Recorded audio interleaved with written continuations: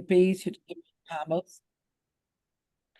We're learning in the schus of the Jews of Haverford College and the holy shluchim that serve them, that it should become a better place for Jewish students and remain safe. We are delighted to wish Mazel Tov to Joni Tansky, who once again became a Elta Bubby. Don't let her looks fool you. And to Fega Rachel Galam, who once again became a grandmother. We're wishing tremendous Hasidic nachas to them both. To Chana Perlman, a bumper crop of Simchas Baruch Hashem, her anniversary, her birthday, and a bas mitzvah of her granddaughter. May she and her husband have continued nachas in good health and many long, happy, healthy, simcha-filled years together. And today is also the 20th yard site of Miriam Bas Reb Avram Chaim Nasin Nata. His neshama shall have an aliyah, and he should be a good better for all of his family. Again, the Siches Yud Beis Yud Gimmel Tammuz. Ki yadua, as is known, Geulasei shel Chayk Merichami Admar Migalusei Haiseb Yud Beis Yud Gimmel Tammuz. It's well known that the redemption of my father-in-law, the Rebbe, was on Yud Beis Yud Gimmel Tammuz. B'yom Shlishi Yud Beis Tammuz Haidiuhu shehigia pkuda l'shachriroi migalusei b'kastrama. On Tuesday, the 12th day of Tammuz, they notified him that there had arrived an order for him to be freed from his exile in Kastrama. Ella, shekivan sheba'is hayom hayu misradei hamemshala skurim ekev chaga shelahem. But because the municipal offices were closed on that day because of a legal holiday, Tu'udas hashichrur nitna loy lemacharas b'yom Rivky Yud Gimmel Tammuz. So therefore, the document, the certificate of release, was given to him the next day on Wednesday, which was Yud Gimmel Tammuz. And that explains why we always refer to the Gula as Yud Beis Yud Gimmel Tammuz. Take it by Yud Beis Tammuz.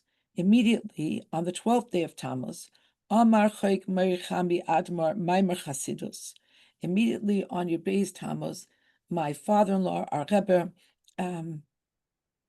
imparted a Maimer Chasidus ala pasuk, and it was on the verse Havaya li ba'izri, Hashem is with me, one of my helpers, va'ani ereb Sinai, and I will see the downfall of my enemies. So that was the Dibra Maschil, that was the pasuk upon which he expounded on Yud Beis Tammuz in the Maimer. Ulamachras, and the next day, La'achar Shichur B'Poel, after he was actually freed, Amar Maimer Chasidus B'Dibra Maschil Baruch HaGoymel Chayavim Toivos Shegmalani Toiv. He said a Maimer Chasidus with the Dibra Maschil, with again expounding upon the following words, and these are words from a bracha that is made by somebody who has experienced a grave danger, where we praise Hashem. Blessed be the one who does kindness with the undeserving, that has done kindness to me. Now, B'Pashtos, it would seem simply, the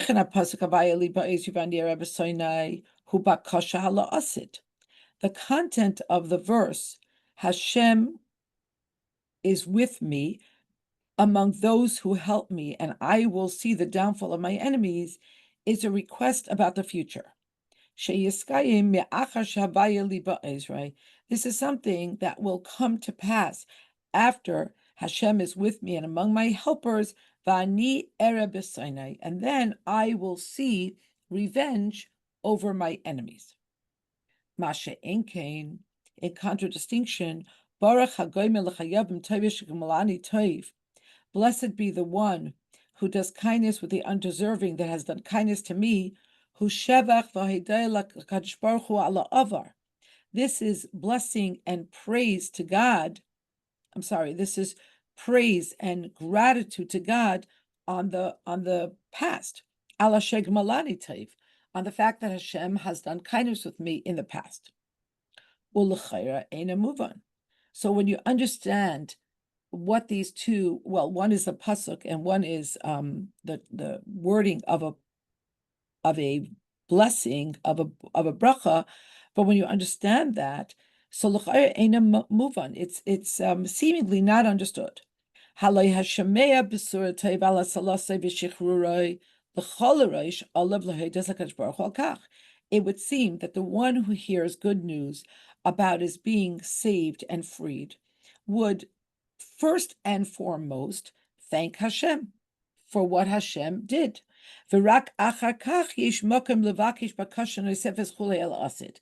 And seemingly only after you thank Hashem for what he already did to you, then there's place to ask Hashem for additional kindness. V'imkein, and if this is what we all understand logically, hayamatim yoseh shemaymer chasidus harishon yeh baruch hagoymel, then it would be more fitting that the earlier mimer, the one that was said on Yud Beis Tammuz, should be on the words of the bracha that you say when you've experienced goodness that takes you out of a serious danger. And it seems that the Frierdiker Rebbe did the inversion. He did the opposite.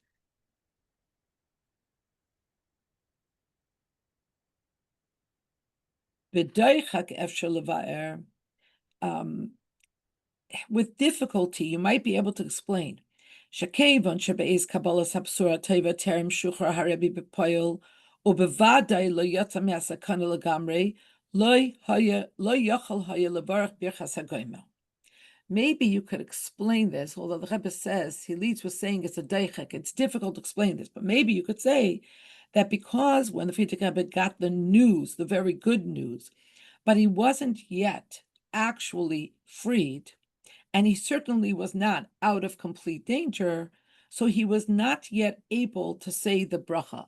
Because in halacha it's explained that you could only say the bracha when you're, let's say if you're saying it after serious illness or after an operation, you say it only when you're completely healed.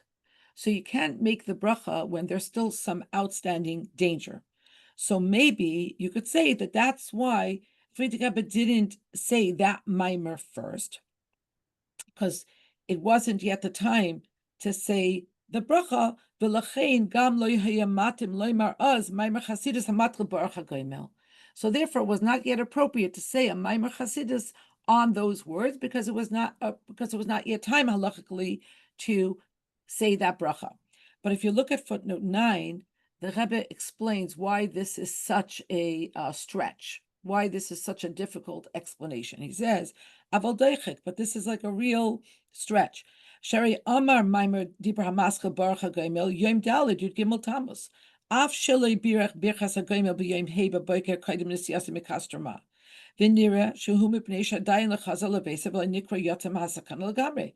The Rebbe says, but the Frierdiker Rebbe did say that Maimer the next day, and that was on Wednesday, and then he didn't say the Bracha Hagoymel on Thursday, which was the first day of Kriyas HaTorah, and usually you say the bracha by the Sefer Torah when there's Kriya. And he did not say it before he left Kastrama, and seemingly this is because he was not yet completely out of danger. If this would not be the case, he shouldn't have waited to say Hagoymel until Shabbos. So basically the Rebbe is saying, you might want to say this is the reason, but that can't be the reason. Now we're going back in the Pnim in the Sikha. Avaladayin Darish Bir. But we still need an explanation, because this explanation that he couldn't say the Maimer because he didn't say the bracha yet, it's not cutting it. Hari Pashut Shagam al Bisuras Hashichru Tzarech Litain Sheva Vaidela Kadosh Baruch Hu Gam Koidim She'efshar Levarach Birchas Hagoymel. Because it's so simple. It is such a simple, obvious, logical thing that on the very notification that he was going to be freed, it was incumbent upon him to give Hashem praise and gratitude before he could say the bracha, legally speaking. The imkain, and if so, efshar haya liftayach samaimer So, okay, if he didn't want to use those words from the bracha that halachically was not yet the time to recite, he could have said a mimer all about gratitude and thanks HaKadosh Baruch Hu, and start with other words. We're not missing words in our tradition, in our text, in our primary text that speak about Shevat Vaidaya. And how much more so it's obvious that thanking Hashem has to precede an additional ask. Ubefrat, and especially lifnei habakasha Hashem li ba'izrei v'ani er b'sainai. And especially thanking Hashem should precede a request that is seemingly about seeing revenge. Okay, that's maybe a human need, but it would seem that that should be preceded by thanking Hashem. Beis. V'habir bazeh. And the explanation as to the order of the Maimarim. Ubahaktim. And first, we have to preface. Shenoisef ala nesa godel be'etzem kulasa shel Rebbe, iru b'kesher lezeh gam kama v'chama nisim pratiyim. We have to pay attention to the fact, at first, before we understand the order of the Maimarim, we have to pay attention to the fact that in addition to the huge miracle of the actual redemption of the Frierdiker Rebbe, there occurred in connection to that many individual nisim. Beinehem, hayemura shebeshaita ish lo sam libay elav, aval ata la'achar kama v'kama shanim k'shema'aynim b'davar b'nachas toivsim shebe'emes hayez a neis gadol leloy kol achiza b'darchei hateva. Amongst the many nisim, there was an event that at the time nobody paid attention, but now, after many years, and when you look at the events and you look at it calmly through the lens of, history, 2020 vision, in hindsight, you can grasp that in truth, this was a huge, huge miracle that had no place at all in nature. The who, and what was this miracle? Seder hadvarim b'medina hi haya. Shekol toshvei hamedina hayu tachas bechinas enei hamimshala. In Russia, which you could see in many, many sikhs, the Rebbe doesn't even want to refer to the name. He calls it Medina Hahi. That country. In that country, the norm was that all of its citizens were under constant surveillance. Keinu amatzav gamata, and the Rebbe says, and that is true today also. The Sikha was said in the 60s. Valachas kama v'kama bismanahu, and how much more so was then. Ubefrat bechol hakashur l'masar, and especially we know that the Rabbeim were under constant surveillance and scrutiny, intense scrutiny of the government. So anything having to do with the meiser, with the arrest of the Frierdiker Rebbe, shekol mi shahisa lo shaychus al Rebbe nagu boy chipus mechupas. Anybody who had anything to do with the Rebbe was under intense scrutiny. Va'akfu acharab, and they followed him b'sheva einayim, with 7 eyes, which is an expression that's found in the Tanakh. Va'afal pikein, and despite the fact that the default setting of the communist regime was constant surveillance and constant scrutiny, and especially when this came to the Rabbeim of Chabad and to those who were very close to them. But still and all, the Rebbe says, miyad, immediately, kishehisparsem dvar ma'asore shel harabi, as soon as the Frierdiker Rebbe's imprisonment became known, hitchilu asoros Yehudim lisaseg b'mesiros b'pu'ulei shonos u'b'shtadlus l'shachrerei. Tens of Jews got involved with tremendous devotion, using many different avenues, and in many, many different ways, they tried to free him. Mibli lischashe bekach shehem tachas ma'akav, without kind of paying attention to or reckoning with the fact that they were being followed. and without paying attention to the fact that there would be very, very dangerous ramifications for anybody that involved themselves in the Frierdiker Rebbe's imprisonment and release. Haim also came begoloi, and the Rebbe continues to say that it was a tremendous wonder that these people weren't harmed because they did this in a revealed fashion. And they even sent letters and communications using their complete names, their real names. They did not obfuscate. And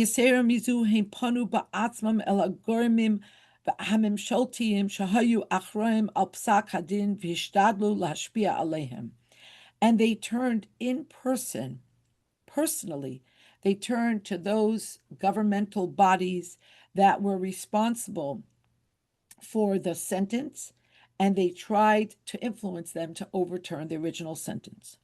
And after all of this, we see a wondrous thing. None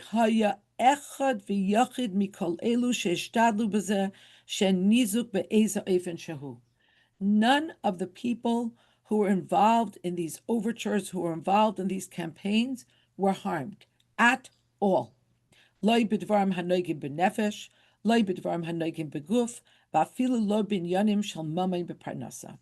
weren't harmed bodily. They weren't harmed emotionally.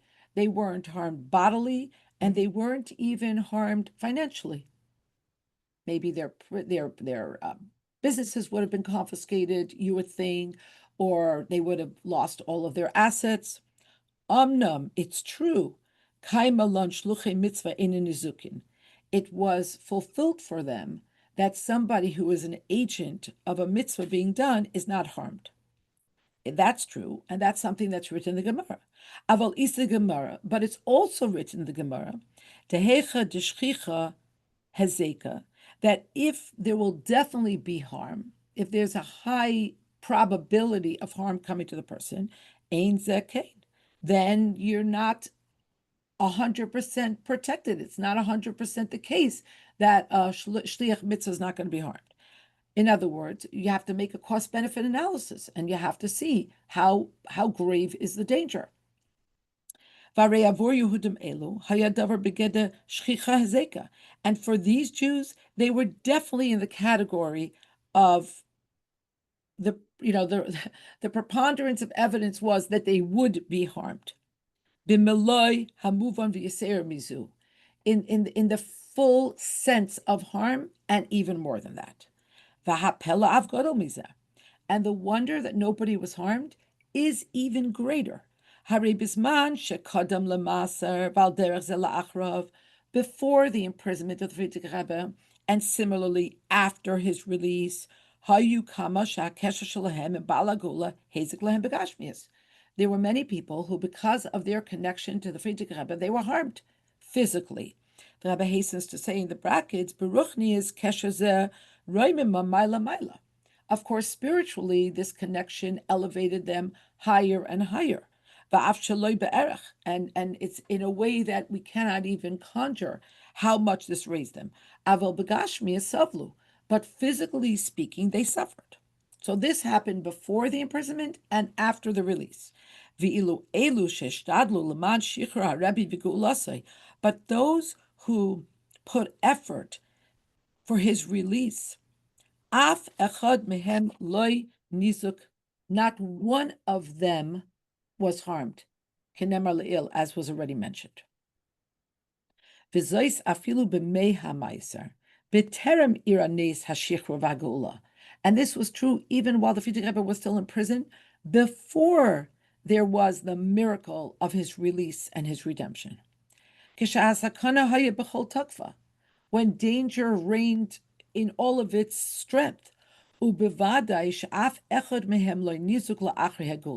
for sure, none of them were harmed after the redemption.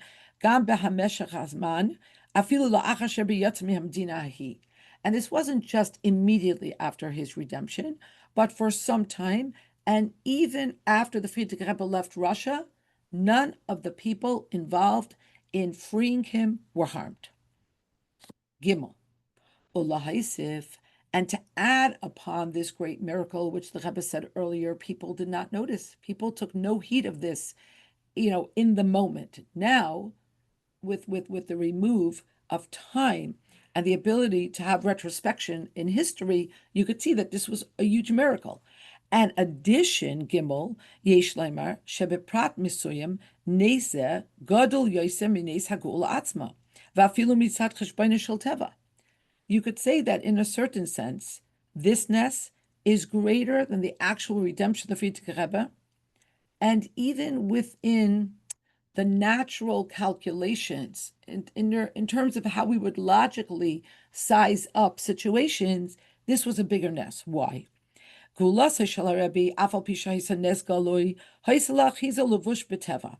redemption of the Rebbe, even though it was a revealed miracle, had some way that you could still attribute it and you could still embody it in the laws of nature. Because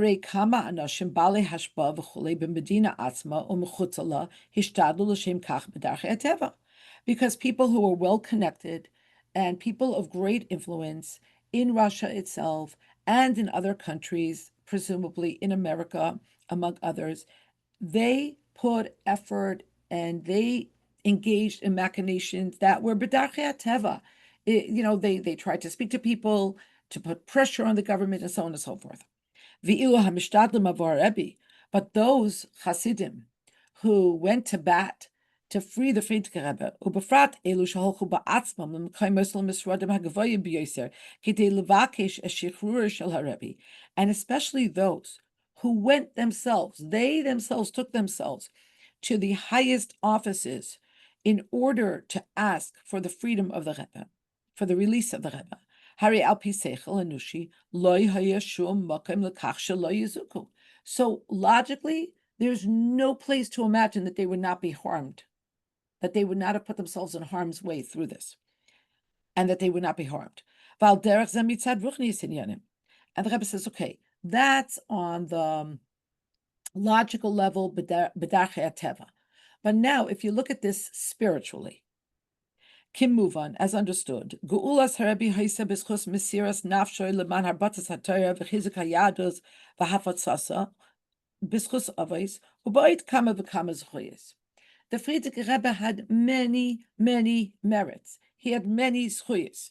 First of all, his Mesiras Nefesh was for one thing alone, and that was to spread Torah and to strengthen Judaism and to promote Judaism in Russia.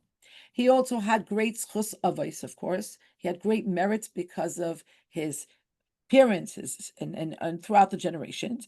And he had other zchuyas. He had other zchusim that we can't understand.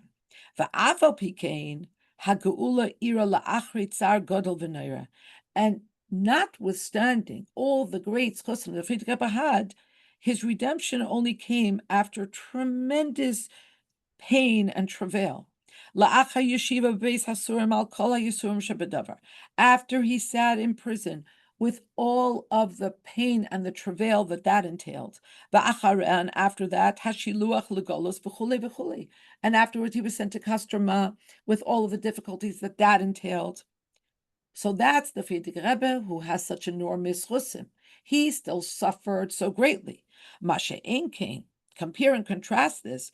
Elu sheshtadlu avor haRebbe, those that put tremendous, work and efforts into freeing the Rebbe.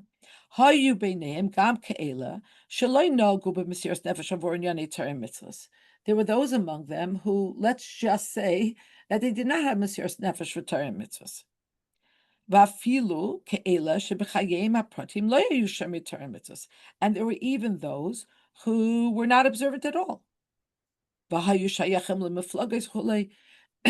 were members of certain parties, whether this is a reference to the Communist Party or enlightened, groups of Jews. And nevertheless, hishtadlusam loy hezika lahem v'hakol avar b'shalom leloy kol pega. And notwithstanding the fact that they were not people who you would attribute tremendous chosim to, notwithstanding that, they were not harmed at all. Dalit. V'yesh loymar b'derech efshar. And we might say, at least possibly, Sharebi Paul zois, oy bir zois, oy shneim gam yachad. Okay, this is pretty amazing. We might say that the Rebbe effectuated this, or explained this, or both together. Al yedei amiras hamaymer v'habir tekef la'achar b'suras hagula ala pasuk havaya li ba'ozrei. The Rebbe says that the Friedrich Rebbe accomplished this, and the Friedrich Rebbe explained this tremendousness through immediately upon his release, giving this mimer on the words, Hashem was with me and is among my helpers. Miyad b'hatcholas hamaimer, at the very beginning of that mimer, Mevi chayk merichami admar, as lashon hapasuk havaya li ba'izrai. So at the very beginning, as is the way with every mimer chasidus, there's a deeper hamaschil, there's the pasuk or the words. So the Rebbe brings these words, umaksha, and he asks, Bashkafa Rishona, at first glance, mashma mizeh, you might understand from these words, sha'adam yeshloi oizrim rabim, v'akadosh baruch hu imahim. You might read these words and think to yourself, this means that a person has many helpers, and Hashem is among them. Very be'emes, but of course we know that in truth, ein oid milvadai. There's nobody else but Hashem. So what's with the plurality of helpers? V'rak hu levadai hu yisbarach habayre, and only He is the Creator. V'oizer loi b'chol asher loi, and this Creator helps with everything. Harambam, like the Rambam wrote, Yisoid hayisoides va'amud hachachmais leda. It is the basis of all bases, and it is the pillar of chachma, of intelligence. And note that the Rashi Tevis of these four words is the Shem Havaya, Yud, Hey, Vav, Hey. Yisoid hayisoides va'amud hachachmais leda. So what's the most basic thing, and what's the pillar of all knowledge? To know sheyesham matzui rishon, that there is one and only one original existence, the chol hanimtzaim, and all other existences loy nimtzu elama mitas himatzai, are only a result of this original existence. In other words, there is an existence, and everything else is a contingent existence on this original existence. Ubesoif hamaimer, and at the end of the maimer, miyashiv, he reconciles this question, asher oizrai, that the word oizrai, my assistants, my helpers, what does it mean? Koi al haberurim hamizbarim. This refers to the spiritual sparks that every person comes down into this world to refine, to extricate, and to unleash the light of those sparks. So the Oizrai is not talking about people or any type of physical helpers or forces, but it's talking about the spiritual forces that are unleashed through our overtures, shehem ha'oizrim ha'mitiyim shel adam, and they and only they are the true helpers of each person. Va'al derech, and it's in alignment with what it says, hatalmidim shenikroim banim, that talmidim, students, are called the children. Va'avaya li ba'oizrai hainu. So now, with this new understanding, the words and Hashem is to me amongst my helpers. Hainu, this means ha'pa'ula shagam ha'oizim yagilui shem havaya.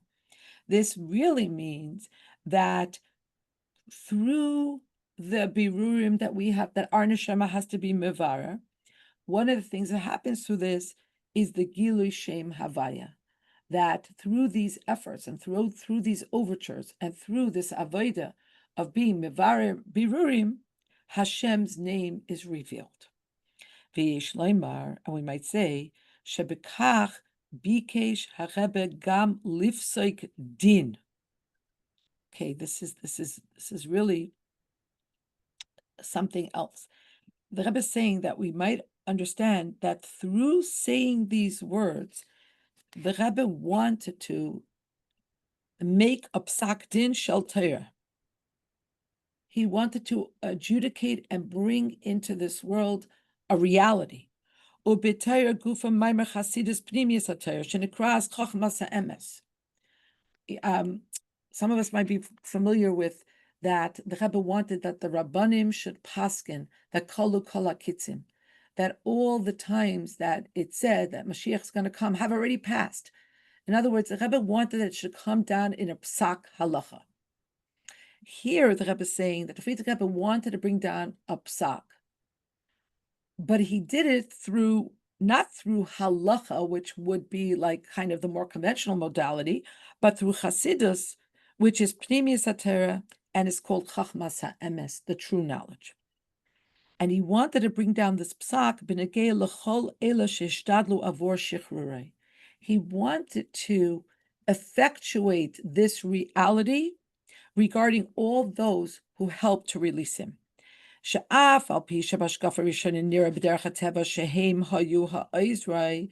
Although it seemed, when you looked at it through the natural means, that they were his helpers, they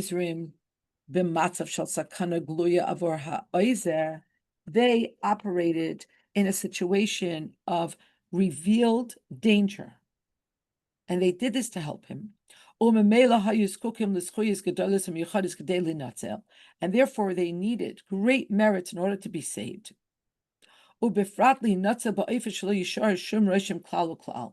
And they especially needed great zchuyas, that they should be saved in a way where there would be no future ramifications, no remaining ramifications, even long term. But in truth, notwithstanding all these people that exerted tremendous effort and did so operating under tremendous danger, but in truth, ein oid milvadei v'rak hu levadei hu yizbarach haboyze v'oizelei. But the truth is no one but Hashem. It's only Hashem alone, and He is the blessed Creator, and He helps him. Kol ha'ezer hayom eis hu levadehu. All of the help came from Hashem, who is the one and only. Ubemikra zeh hayanikra bigoloi alidei amirs hamaymer shloi hayakan kiim ezer shalhu levadehu bilvad. And in this case, it was recognized in a very revealed way through the Frierdiker Rebbe saying this Maimer, that in this case there was only help from Hashem, hu levadehu bilvad, only and only from Hashem. And this was expressed in a revealed fashion through those who were presumably the helpers. You see, the Rebbe puts the word Eizrim in quotation marks. Kol ela sheshtadlu avor haRebbe lo asu kein al pi chishuv shel sikuyim sichliim.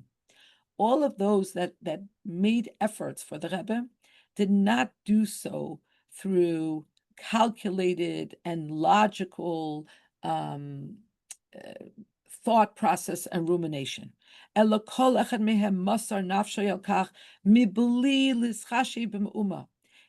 one of them gave their lives al mesiras nefesh without thinking it through.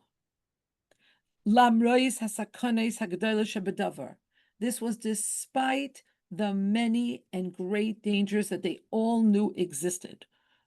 But they did this. They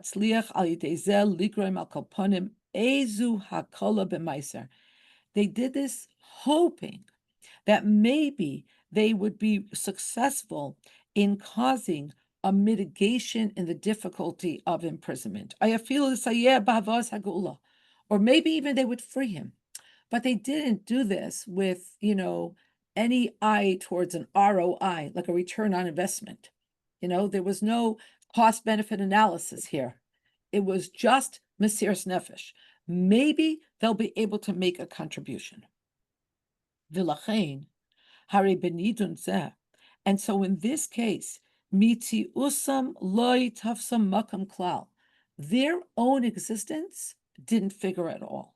Upolaiseim Yochlu Levate Begoloi She'enze Eza Shalahem. And their overtures, their pu'ulais, their actions actually expressed in a revealed fashion that it wasn't their actions, that it wasn't their help. In other words, given the circumstances and given the way they operated, it actually showcased that this was not happening because of them. It was happening only because of Hashem. And so once you understand that what they did had no achiza b'seichel, there was no logic, there was no calculation, there was no way that what they did could have been helpful, and yet it was.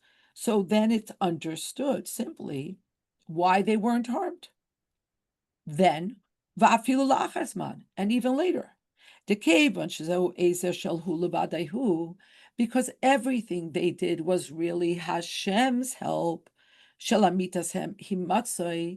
the help that comes from the only true existence. So nothing, not the communist regime, nothing at all can harm the Eibishter. And this is all about the Eibishter.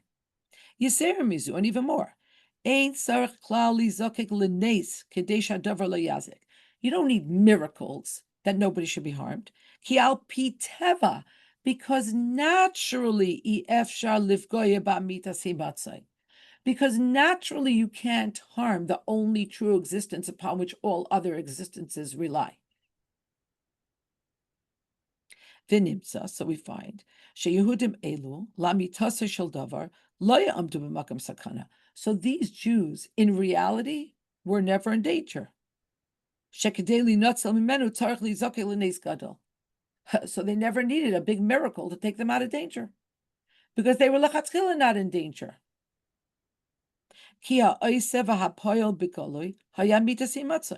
Because the one who effectuated all of this in a very revealed fashion. It wasn't even like you have to believe it. The whole thing was so outlandish. It was so crazy. It was so illogical. It so surpassed anything that could have happened that it was clear and obvious that only the Eibishter was operating here. Why doesn't that apply to the Asara Haruge Lubavitch?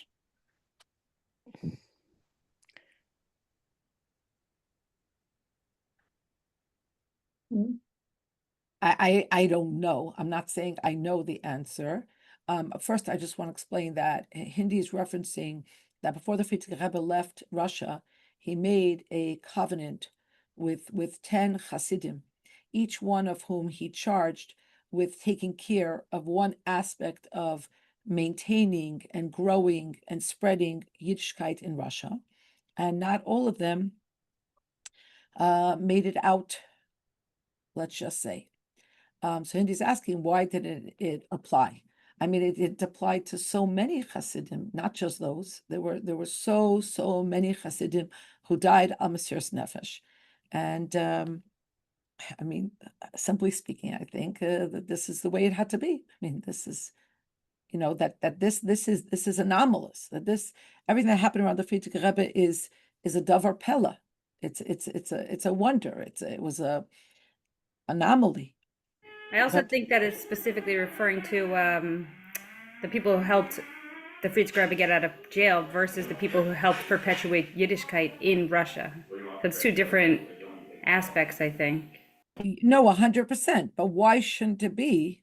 I mean, Because what did the Frierdiker Rebbe give his whole life for, and why did he go in prison, and why did he have to be freed? It was all for Habatzas HaTorah v'Chasidus, right? It's all about that. So you would think, I think Hindi's question is, why wouldn't this protection, or why wouldn't this, celestial overture also protect all those, and especially those 10 that knew that it was a blood covenant. Yeah, Chani Shem Tov is saying, really, you could ask that question, but anyone who died al Mesiras Nefesh, Asur Herogei Malchus, etc. So you could ask the same People saying it's not Mesiras Nefesh if you know you're fully protected. But the Rebbe is speaking specifically about the people who helped get the Frierdiker Rebbe out of Russia versus all the people who are Mesiras Nefesh. So it's not really the same question in the Sikha, I guess. Yeah, I think what Eliza is saying is that this was anomalous. This was a very, very special category of people. And the Rebbe is explaining what went on there. And to go back into the Sikha, the Rebbe is saying that the truth of the matter is that they never needed a Ness. That it was the Eibishter operating, and the Eibishter doesn't need Nisim. But it was through the agency of this person or that person.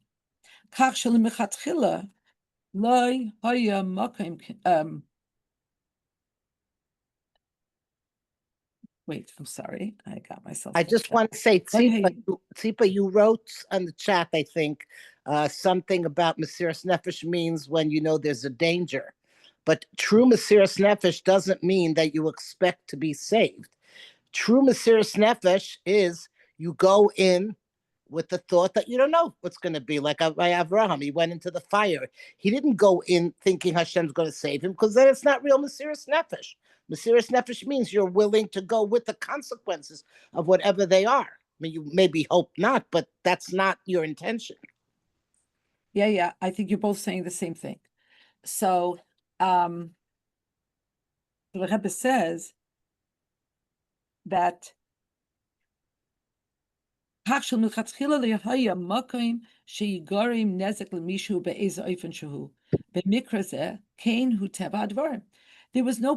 that anybody should be harmed in any which way.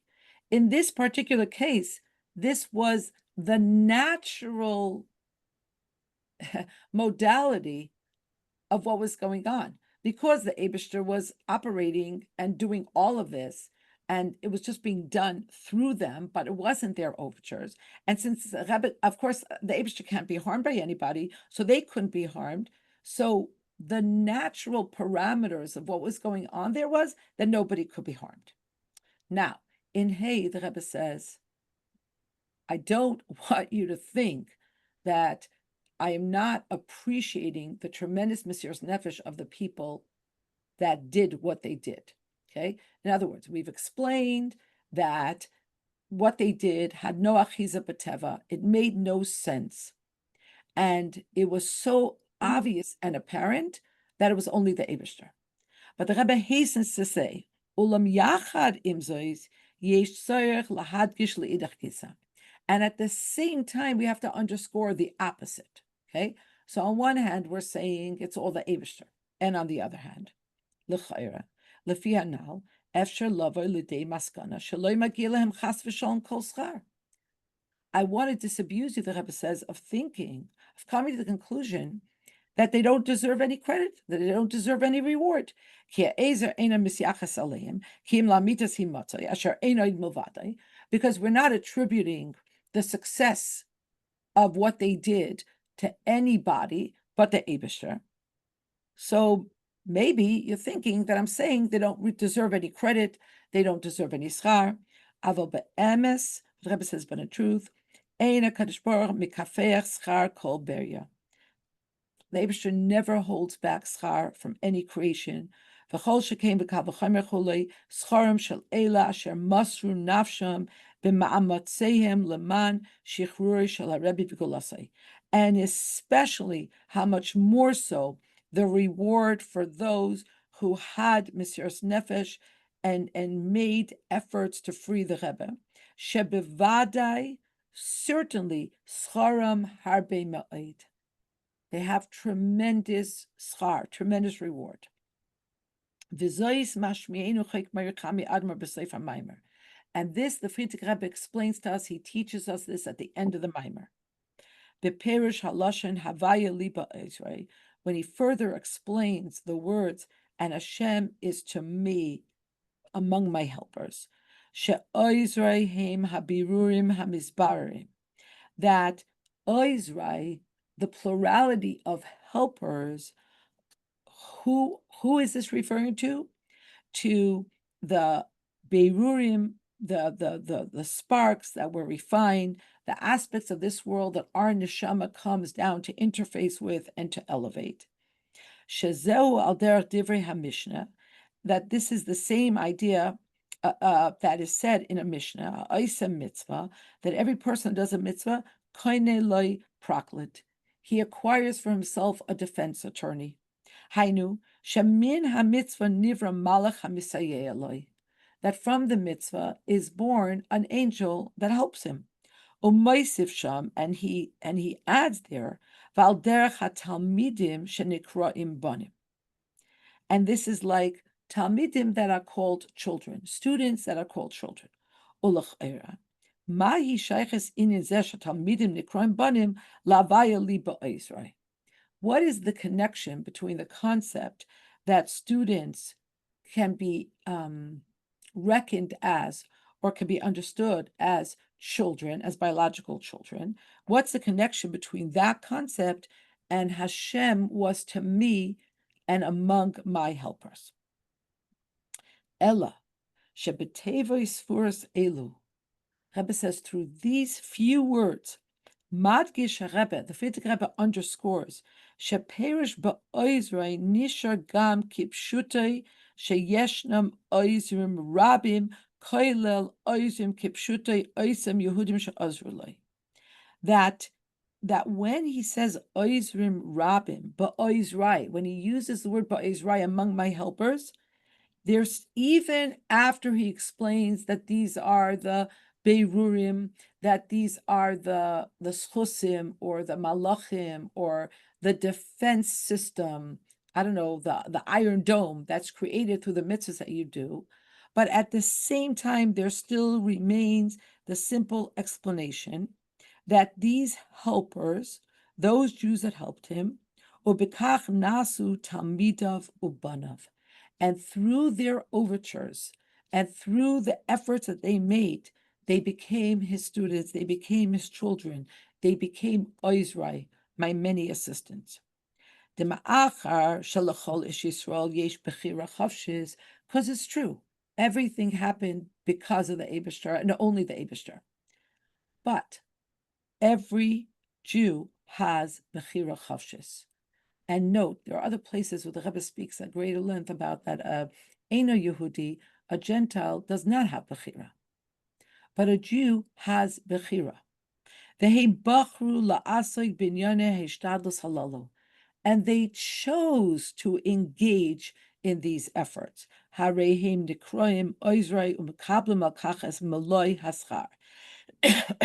And so they are helpers. They are referred to as assistants, as those who assisted, and they get the fullness of their reward. And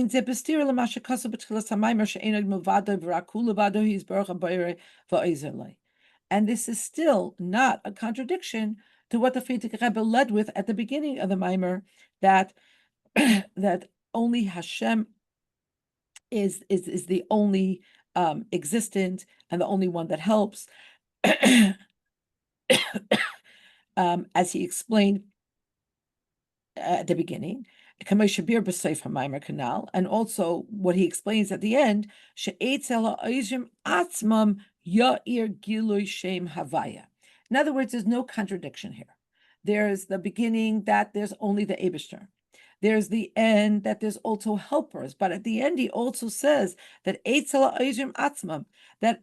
that it's on the part of the helpers, and it's in their lives that the Shem Havaya is illuminated. How I know this means shepoyel ha'ezer hu havaya hameir ba'oizrei. That the one who effectuates the assistance, the salvation, this is Hashem, this is Havaya. But that is illuminated through those who help, the people who chose to help. V'yesh loimer shezeu gam ken hatam shehikdim harebes hamaymer havaya li ba'izrei. And we might say that this is another reason why the Frierdiker Rebbe led with this mimer, because remember, that was our original question. Why did he say this mimer before the mimer Baruch HaGoimel?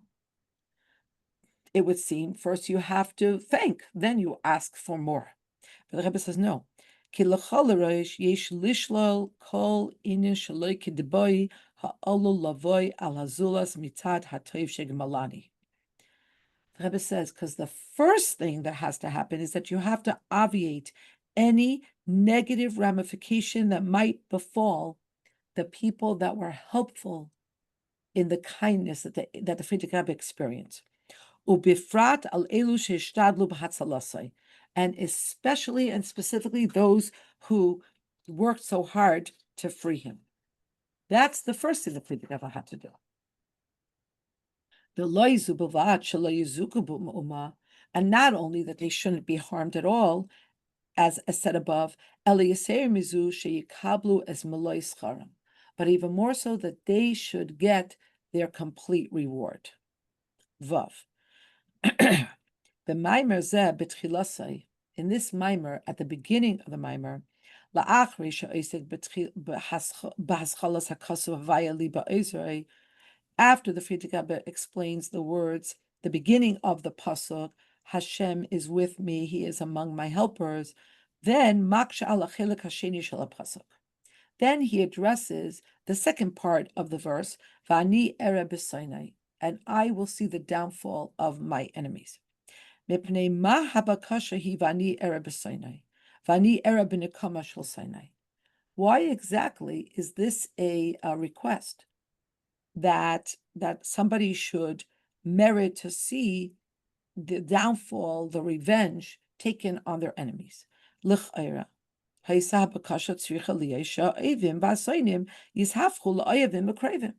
Seemingly, the request shouldn't be to see their downfall, but rather to see their metamorphosis from enemies and haters to lovers and those who come close.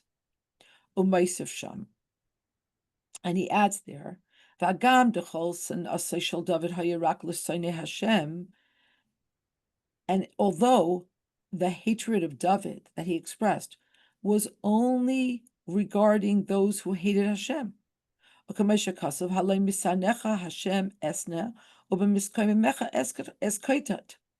I'm going to hate your haters. I'm going to, and those that rise up against you, I'm going to crush. And nevertheless, David HaMelech says, let the sins be obliterated from the earth. V'amru Chazal, and the Gemara says on this, the sins should be obliterated, but not the sinners. I believe that this is actually attributed to Bruria. She cited this. Through this,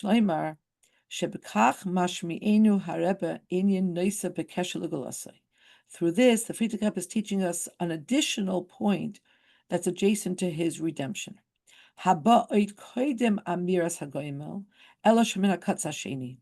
Something that has to be attended to even before you say Hagoimel, but now he's coming at it from the opposite perspective.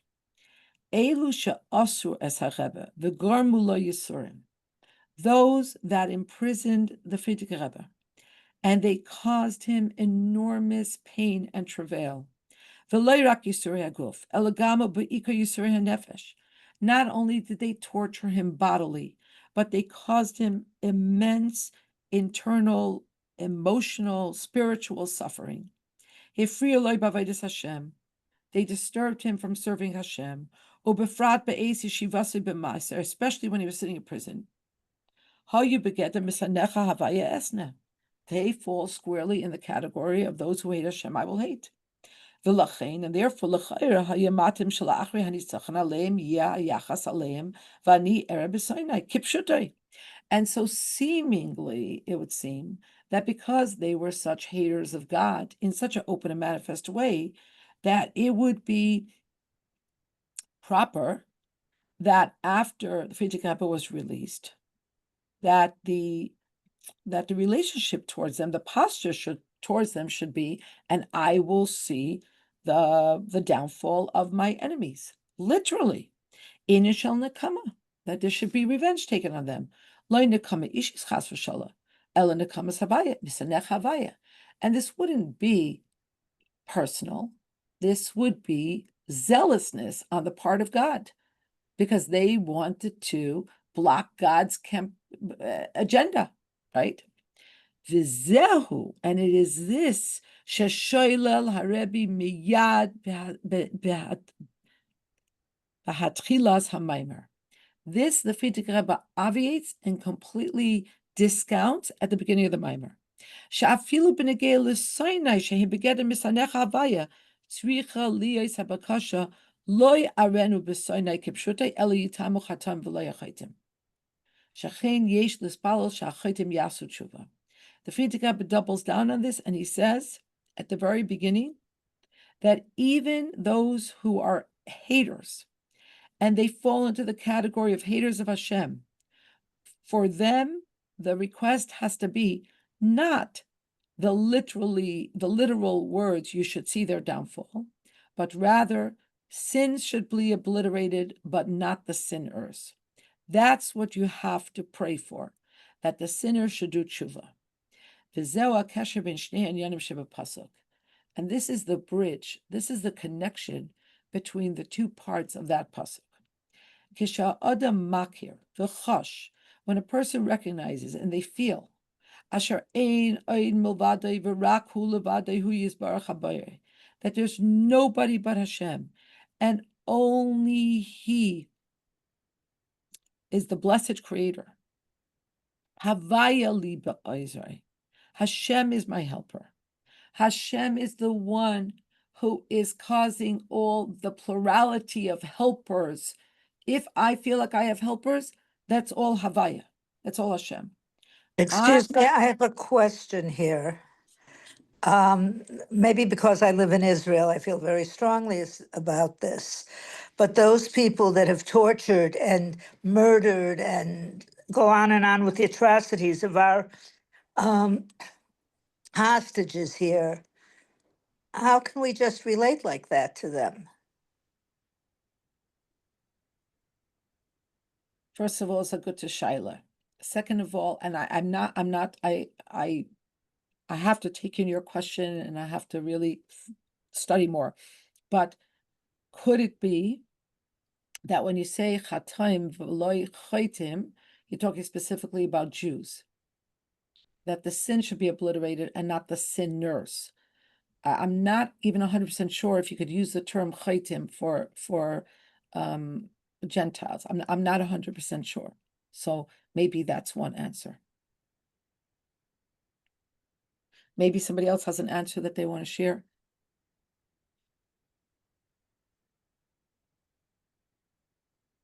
It reminds me of the question I had earlier when you said that Goyim don't have Bechira. Then why do you find Goyim who are good and then Goyim who do murder and do all these kinds of things? And then there are, I'm going to give an extreme example, righteous Gentiles, but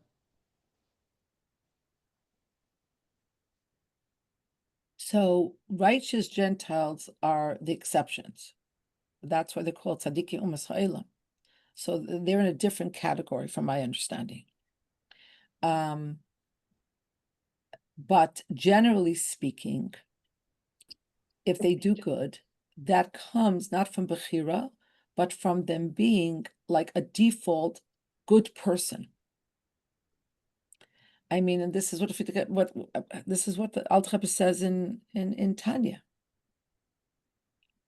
that the chesed of the Umas Ha'olam, it's not a true chesed in the sense of a person who chooses. mm-hmm. I think Tzippa, yeah, Tzippa, you wanna just unmute yourself and say what you said? Yeah, I mean, I've always thought a lot about this individual named Lulav from reading the Likutei Deburim account of it, and it's like shocking that a Jew could be so. It's not just shocking how Lulav acts; it's actually, in my opinion, shocking how the Rebbe regarded him.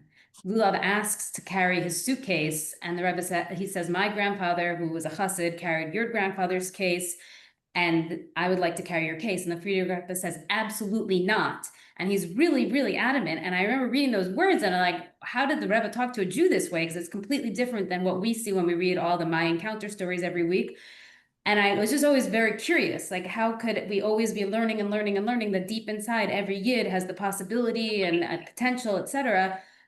I didn't know how to resolve that with this Lulav exchange until I heard a few years ago that the shliach from Harvard, Rabbi Zarchi, said a girl came to Chabad and said to him, "You're not going to like my family." And when they got into discussion, she was either the granddaughter or the great granddaughter of this guy Lulav, who arrested the Frierdiker Rebbe. So that just made sense to me that obviously the Frierdiker Rebbe knew that he was speaking to him in a certain way because that's how he had to be spoken to. And the Frierdiker Rebbe is the same person whose father reprimanded him for sharing the watermelon, but not sharing the watermelon with a whole heart. So clearly this is a boy that had to be raised tough as nails. That was like what was needed for his avodah in life. He had to be raised this way. And that's how Lulav had to be talked to. But clearly there was something there, that there was something. That's it. That's my sermon. Thank you, Tzippa. Hannah Stein is asking, is the Rebbe referring to the Yidden involved in the story? I think so, Hannah. I'm not 100% sure, but that's what it seems like to me. And we know that many times this is mentioned, how the Jews from the Yevsesk, I don't know if I'm pronouncing it correctly, that they were the ones that made the real tsaras. But how does that resolve? How does what Rabbi Zarchi meeting a descendant of Lulav resolve this for you? I mean, I don't want to take too much time from the class. I guess it just made me think that there was something latent in this Jew that did exist that was positive. And that had to be related to in a certain way. Just one thing. Goyim do have some element of bechira because they have Sheva mitzvahs bnei Noach. If you have a mitzvah, then you have to have bechira. The bechira of a goy over a Jew doesn't exist. Bechira of a yid over a yid exists. So therefore, a yid can do a lot more harm to another yid than a goy in a certain way. There's a different bechira, but once there is a mitzvah, like Sheva mitzvah bnei Noach, they have to be able to have some bechira of yes or no. It's just a difference. So compared to ours, it wouldn't be considered our bechira at all. They have bechira. They don't have bechira in how their relationship with Am Yisrael. Okay, they don't have bechira like with Paroi, or even with our president. Right. It's so spoken about over and over again that they're just tools. Right. Thank you, Esther. Thank you, Hindi. Yeah. Okay, we're going to the last paragraph of. I always heard that they do have bechira when it comes to like moral decisions. Otherwise, how could they be punished or awarded? So there must be some level of bechira. Oh, I'm sorry, Esther. No. That's that. Yeah, you're underscoring what Esther. And also, my other thought, just to add what you were saying, that perhaps it just about erasing sins applies to Yidden is because it says Zechar, like we must remember what Amalek did to us, and we also must erase Amalek, so we can't forget what they do to us, and it can't be forgiven. Like we're not meant to forgive it. It's not our job to forgive. It's the Eibishter's on him. So. But also, how do you love a Jew like George Soros? Let's be honest. Let's leave that for after. Let's finish the Sikha, and then we'll get into Farbrengi. And this is the connection, this is the bridge between the two concepts in this one pasuk.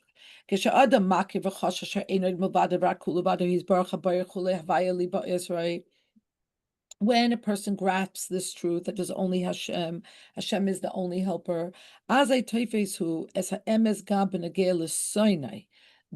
this person also grasps the truth about the haters and the detractors.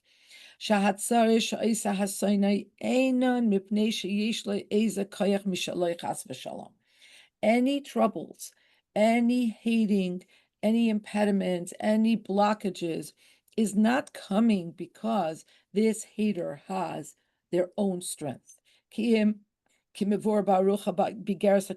as explained in elongated fashion in the Geras HaKodesh and Tanya, Ki Havaya Amar Lo Kalel, because Hashem said to him, curse.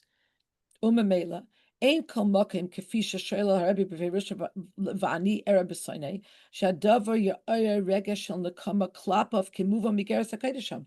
So once you realize that this person is just a tool, so why are you going to fixate on Nekama, on the revenge, on seeing their downfall? This all comes from the Eibishter.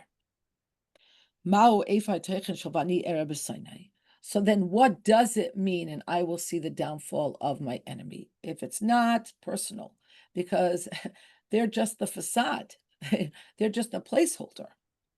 Al-Kach Mevar HaRebbe B'Seif HaMaimer, so the Frierdiker Rebbe explains at the end of the Maimer, Gedei Lahagia Lefchinas Re'iyah V'Ani Era. In order to get to this highest level of seeing the truth about our life, seeing the truth about the Eibishter V'Ani Era, like we have the famous explanation that who is a chacham? The one who can see what will happen in the future. So how do you get to this highest level of re'iyah? Hu al yedei haminage dafka b'soinai. How does a yid get to this? It's actually only through that which comes to oppose us, that we grow, that we learn, that we go higher. Kiloimar, this is to say,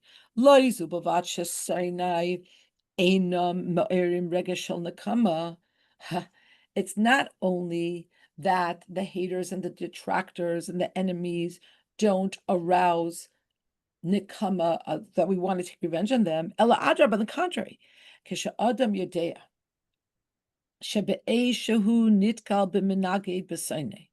When a person knows that when he is confronted by an opponent, a hater, this is something that came from Hashem, it came from above. And whoever this detractor and this hater is just a emissary of the Eibishter. Hashem told him to curse, quote unquote, Azai mechapesu umoitzi bazeh es ha'hayram milmaila she'alav lilmoid b'avodasahu. That when a yid actually internalizes this, then he begins to search for the lesson from above that he is meant to learn from this. Ad la'ofen shel re'iyah bazeh, until he can actually see it. And you can look very quick. There's so many amazing footnotes here, but 36 is very short. The level of seeing is higher than the level of hearing or understanding. Very, very famous sikha on what happened to the Yidden Be'ez Matan Torah. They saw what is normally heard. They heard what is normally seen. The Rebbe goes into great explanation on the difference. So the Rebbe says that when a person knows that everything that seems to be in opposition is curated by the Eibishter and is meant to teach them a certain lesson, they're going to immediately start to search for that lesson, ad la'ofen shel re'iyah bazeh, till they're going to actually understand and internalize it on the level of seeing, because seeing is believing. And then he will come to a conclusion. He's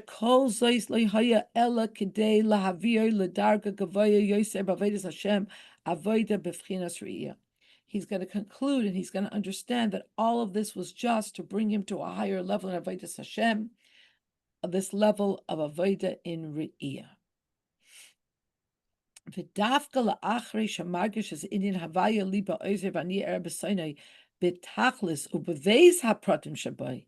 And it's only specifically after he feels the fullness of this pasuk and both lessons of the pasuk, both that the positive is all Hashem and that the negative is all Hashem, Hein b'negei la'Ozrei v'hein b'negei la'Sinai, shehakol hu inishal havaya li.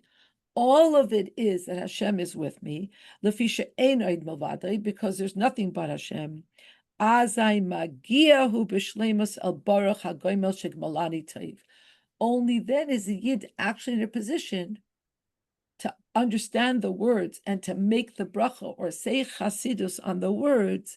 Blessed is the one who does kindness with the undeserving, who has done kindness to me. Hahakara v'ha'argasha shahagadish baruch hu ba'atzmai hu shegmalani. That it's the Eibishter alone and only the Eibishter that was the one that did kindness, not the lawyer, not the doctor, not the finance person, etc., etc. And this flows forth in revealed goodness, in seen and revealed goodness that is in this physical, corporeal existence, adasher b'lashon harav, until in the words of the Alter Rebbe, Degam machzikei Torah he musharim u'mivorchim b'chol tov, that those who uphold and strengthen Torah, they are fortunate and they are blessed with all good. You know what? I'm sorry. I don't know. The Lashon Harav, I don't know. Could somebody help me? Which Rebbe this is referring to? It's not Alter. I thought first that it was Alter Rebbe Siddur, but I don't think so. I think it's in a mimer, but I don't know from who. Tafresh Pei Zayin. Anyway, Meredike Sicha. If people have time, I thought maybe we could go through some of the footnotes. It says on the last footnote to see footnote 5. And if you look at footnote 5, it says it's a mimer, B'dibur Hamaschil. So it's a Friedrich Rebbe. Lashon Harav means a Friedrich Rebbe's Lashon. Thank you, Tzippa. Thank you so much. Oh, that he said on that Shabbos Parshas Pinchas when he said Baruch HaGoymel. Thank you, Tzippa. Okay, I think we did footnote 9.